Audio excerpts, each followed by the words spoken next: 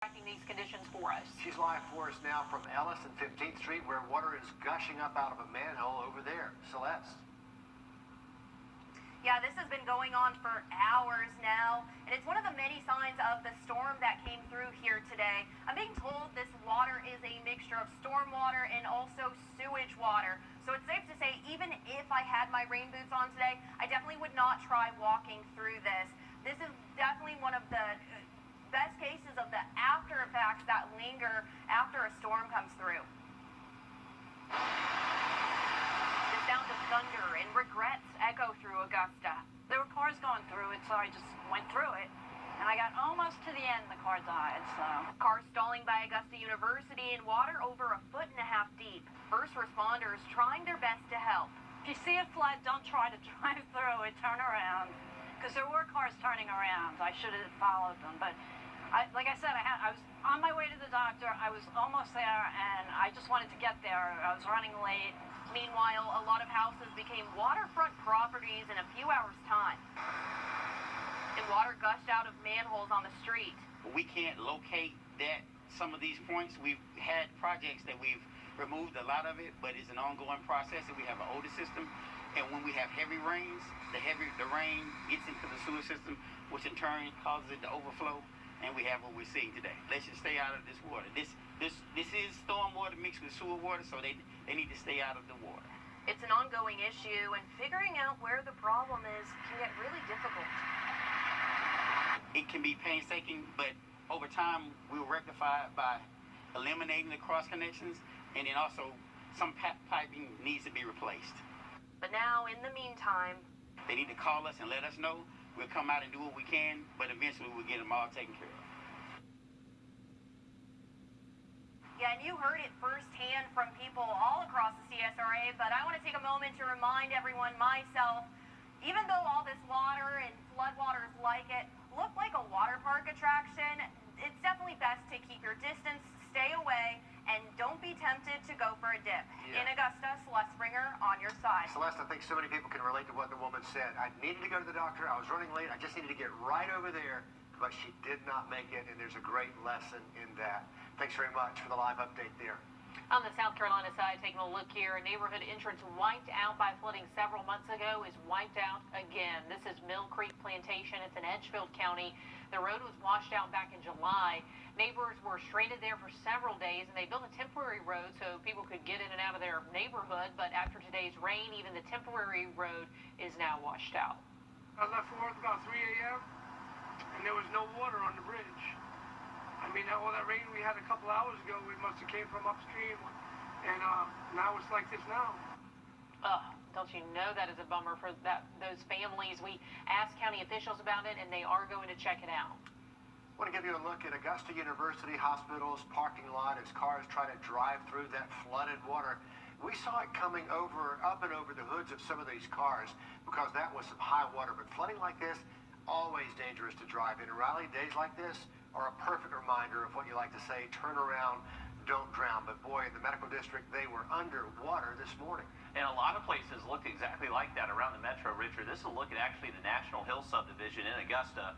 Look at all this water raging through someone's yard here, and actually when it turns the camera, you can just see that steady water just overflowing everywhere. So unfortunately, we likely did have a lot of flood damage across area homes, especially here across the metro. But luckily, the worst of Sally is now moving east of us. So now that we're just tracking the remnants of Sally, still producing some showers across the area, but just not as intense as what we saw earlier today. So no longer any flood watches or tornado watches. All that hazardous weather has now moved past the CSRA.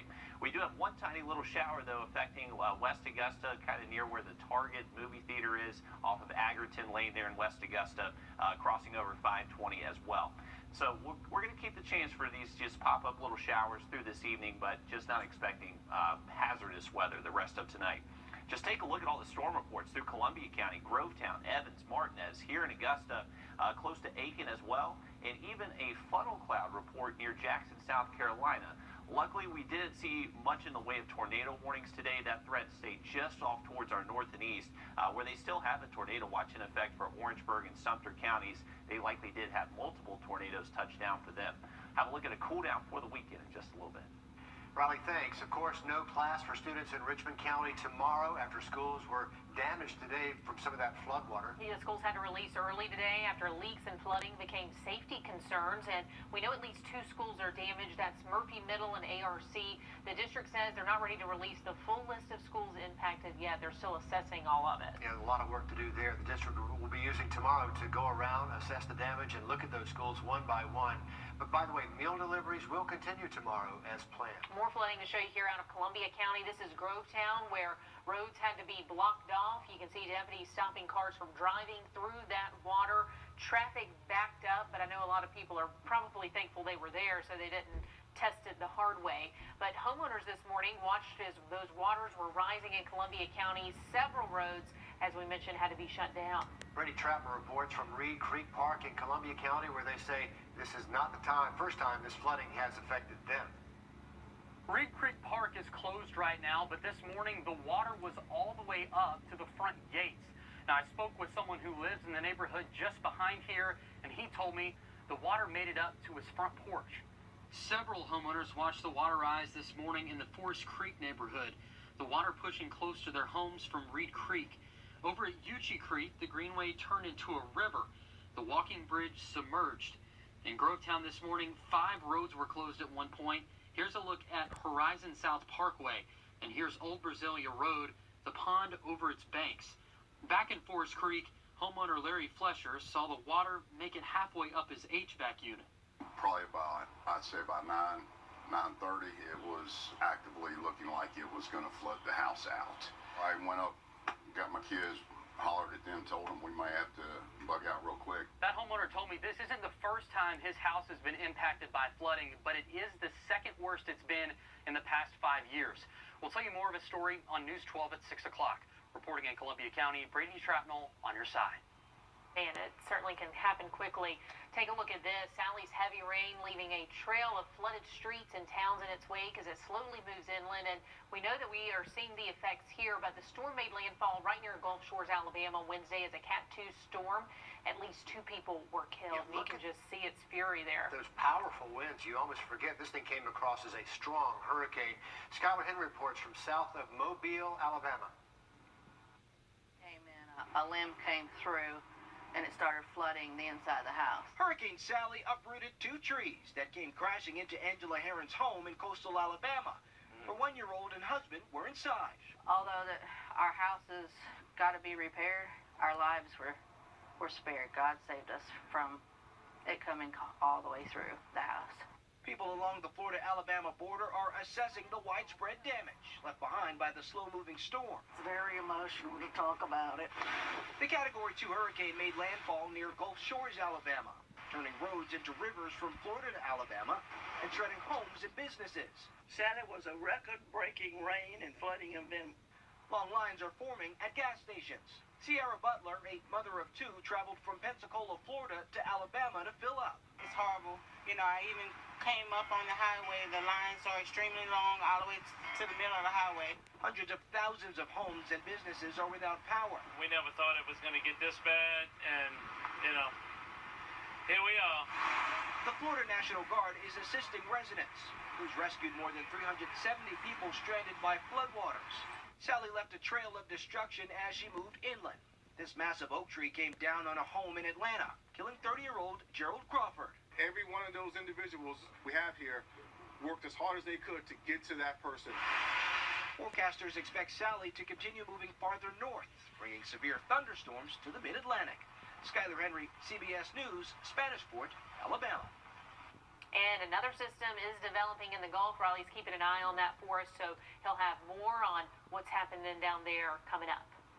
Some breaking news to pass along to you. The Edgefield County coroner now confirming they're working a case where a man was found dead in a barrel. The body was found on Rachel Road in Edgefield County. Right now, the coroner's office is not releasing any identity in this case, but officials have not announced any suspects in connection with what they're calling a suspicious death. The coroner's office also tells us SLED is helping in this investigation. We will let you know as soon as we learn more about that. Still to come here, first at 5, more flooding all over the region. Here's a look from Laney Walker near the medical district. Cars stalling out there, one trying to inch its way through some very high water. We are not expecting severe weather for the rest of your Thursday, but we are still tracking a few pockets of rain. This one inside Bobby Jones. Have a look at radar and your 7-day coming up.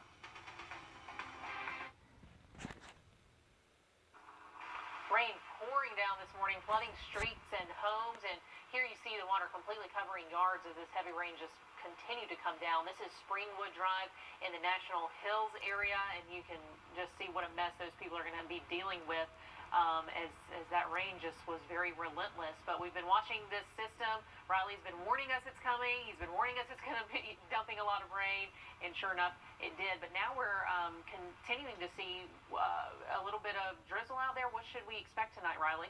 Not expecting any hazardous weather out there for the rest of this evening. We have the chance for a few spotty showers as the remnants of Sally continue through the area. So we're not still technically through with Sally, just not expecting anything that's too impactful for us. As we mentioned just a little bit ago, we are monitoring a system in the Gulf of Mexico. This actually has a high chance of forming into our next named system, which would be Wilfred, and that's the last name on the list before we do start the Greek alphabet. We also have our eye on Teddy, now a major hurricane and continuing to strengthen. We have Tropical Depression Vicky, and a couple of different ways we're also monitoring for potential development, including this one all the way up near Portugal. How about that for 2020? Very unusual to see that. Now, for the system developing in the Gulf, we're not expecting it to really impact us here currently. We know how these forecasts go, though, so we're going to continue to watch it very closely through the weekend, but it does look like it's going to get a kick to the west and maybe affect the coastal or the coastline of Texas, but as of right now, no effect for us here in the CSRA. We've had a lot of flooding reports today across the area, washed out roads in Washington County. We have Mill Creek Plantation dealing with another washed out road again after seeing their previous road washed out in the previous heavy rain event. But not much on radar happening currently. We have a little tiny shower here inside Bobby Jones, but other than that, just not expecting the long-lasting heavy rain like we've seen earlier today. But here's a closer look. A little downpour now crossing over the Savannah River. If you live off Martintown Road in North Augusta, you're likely going to see some rain from that. But overall, just not too impactful for us. The actual center of Sally is right between between 75 and 85 right here near our western counties. So even though the majority of that rain is well off towards our north and east, that center is still kind of parked way back here. So we're still dealing with a little bit of a breeze, some showers, but overall just improving conditions for the rest of tonight. And this is going to be the cold front that swings through late Friday into Saturday and brings us fall-like conditions heading into the weekend. No flash flood watches or tornado watches left in effect, except for Bamberg County. I would imagine they eliminate this shortly, but in Bamberg County, you're still technically underneath that flash flood watch. And we do have a number of flood warnings in effect for areas, rivers, and creeks. So if you live next to any type of tributary or any type of body of water that rises quickly, definitely pay attention to those levels as all this water begins to settle into our basin. Here's a look at that tiny little shower we just showed you over Augusta. This is from our Grovetown cam. Not all that big in size and not really producing much, just some moderate rainfall. We're currently up to 80 today this afternoon. Still some tropical-like humidity in the air. Those dew points in the mid-70s. We're going to drop those off by about 20 by the time we get to the weekend. So much more pleasant feeling air as we head into Saturday and Sunday. And let's see, there we go. Finally got it. Tonight, scattered downpours this evening should be coming to an end by early tomorrow morning. Overall lows generally in the upper 60s by tomorrow morning. Throughout your Friday, we're not expecting a hot day, but it is going to stay pretty cloudy. And we have the chance for an isolated shower Friday, but just not expecting much rain. I wouldn't anticipate to see too much. Cloudy and cooler for your Saturday, and then heading later into the weekend and early next week, we actually have some of the coolest temperatures since this past May. We are looking forward to that, Riley, for sure. But as the rain came down this morning, viewers were capturing this all on camera and sharing it with us as it unfolded. This is Brasilia Road in Augusta, just outside someone's home. And you can see the water trailing right from the road. You see a playset hanging in there, but just a big mess for a lot of people to clean up. Yards, some homes. So we certainly feel for everyone, especially as we hear some more rain starting to come down. That's not what anybody needs right now. We have more video from outside homes this morning. These are off Forest Creek Road in Augusta, where the water, as you can see, is right up to the front of those homes. Can't even really see the road out front anymore, just the mailboxes planted there, giving you an idea of where the street should be. But if you have any video we haven't seen yet, please upload a picture on our app. We would love to see what you're dealing with. Look at this. She is taking a bite out of her shoe. That does not look like a good idea, but it's not what it seems. We're going to give you a closer look in a minute. That's open. Holiday shopping will look a lot different this year. A new report finds more than 70% of us plan to make most of our holiday purchases online. Not a lot of surprises there. That is up 51% though from last year. About a quarter say they've already started or plan to start their shopping by the end of the month. Oh my gosh, where have I been? I need to get on it. Reasons everyone says in this survey that they plan to shop include convenience, avoiding person-to-person contact, better deals and prices, and more choices. And check out these illusion cakes. They're made to look just like everyday items. Dear Harley Cake Studio, it's in Hong Kong. They came up with this idea after making a custom cake for a relative who loves bananas. That's pretty realistic. That's crazy. You can play some good gags on people with those. But posting these cakes on social media brought a new wave of customers for them, helping them bounce back after a coronavirus slump. But man, some of those are really realistic. They're really good at that. I guess that truck is totally edible there. The illusion cakes, they're not cheap. They cost from $200 up to $1,700. So it's an expensive sight So gag. more of a Warhol investment than a TJ Maxx print. You better appreciate that cake. Riley. All right, we have seen the last of the really impactful weather from Sally. Still tracking some showers across the area. We'll have another look at that fall-like weather for the weekend coming up. For South Carolina, I'm Lindsey Graham, and I approve this message. Trying to give you a look at a lot of the video that we've been getting in today, and this view comes to us from the Laney Walker area in Augusta as officials work to get those stranded cars out of floodwater. Typical scene across the city today, Riley. Definitely is, Richard. Unfortunately, this was a scene in Washington County. This is drone pictures taken by Larry Morris with Georgia DOT. This is Highway 24 East in Washington County. You can see that completely washed out. And Georgia DOT has been putting out updates from Washington County, and they say this is not the only one that looks like this. They have a number of roads that are washed out in the county. So unfortunately, these flooding rains did have high impacts across the area. And be safe if you are going to be heading out this evening of any roads that were impacted. This is the good news, though. We've gotten rid of the worst weather for the weekend. This is what we're going to enjoy heading into the weekend and early next week. We're expecting our low temperatures. These are your morning low temperatures for each day.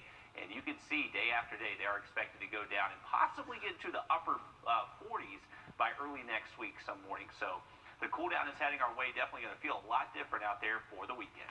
Riley, thanks a lot. We have a lot more pictures like that to show you. The news continues right here on News 12 at 6 o'clock.